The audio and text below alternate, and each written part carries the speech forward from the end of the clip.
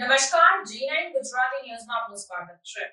રાજકોટ જિલ્લાના ધોરાજીમાં સતત ચોથા દિવસે પણ વરસાદી માહોલ યથાવત જોવા મળ્યો. રાજકોટ જિલ્લાના ધોરાજીમાં ફરી એકવાર વાતાવરણમાં પલટો આવ્યો. ધોરાજીમાં ફરી આકાશમાં કાળા ડિબાંગ વાદળો ઘેરાયા ત્યારે સતત ચોથા દિવસે પણ વરસાદી માહોલ યથાવત જોવા મળ્યો. સતત વરસાદના કારણે ખેડૂતો ખુશખુશાલ જોવા મળ્યા.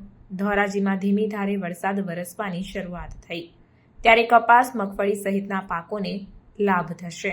ચોમાસુ પાકના આગોતરા પાકના વાવેતરને લાભ થશે તેમ મારું નામ ચંદુભાઈ અને ધારુમાં મારી જમીન આવેલી છે મોરબી ફરમ પાસે.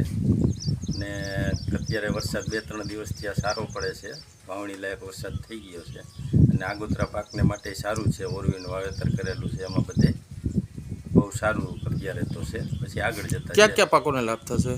માંડવી છે, કપાસ છે, જે આગોતરા પાક ઓરવીનું વાવેતર કરેલું છે એ બધાને લાભ થશે.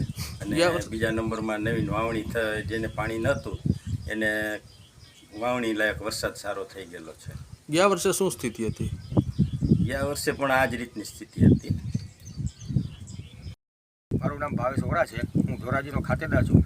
આ વર્ષે જે આગોતરા જેને વાવેતર કરેલા હતા એની ઉપર ટાઈમ ટુ ટાઈમ વરસાદ થઈ ગયેલો છે અને ખેડૂતો ખુશખુશાલ છે. ગયા વર્ષે ઘણા ખેડૂતોએ માવઠા વેઠેલા છે, થયેલ પાક ઉપર વરસાદ થયેલા છે, ઉનાળા પાક ઉપર વરસાદ થયેલા છે ગયા વર્ષે. અને આ વર્ષે જે વાવેતર કરેલું હતું એની ઉપર સારામાં સારો વરસાદ થયેલો છે, ખેડૂતોને ખુશખુશાલ છે. ક્યાં પાકોનો લાભ થશે? આ વર્ષે ખેડૂતોને મગફળી છે, કપાસ છે, હજી એરંડાનું વાવેતર બાકી છે, મરચી છે, ઘણા પાકો ઉપર, સોયાબીન છે, એવા ઘણા પાકો ઉપર ફાયદો રહેશે. કેટલા દિવસથી વરસાદ આવી રહ્યો છે? આ છેલ્લા 3 થી 4 દિવસથી આ સારો એવો વરસાદ આવી રહ્યો છે એટલે પાકને ઘણું સારું છે. ખેડૂતો કેવા ખુશ છે? ખેડૂતો અત્યારે બહુ ખુશ છે.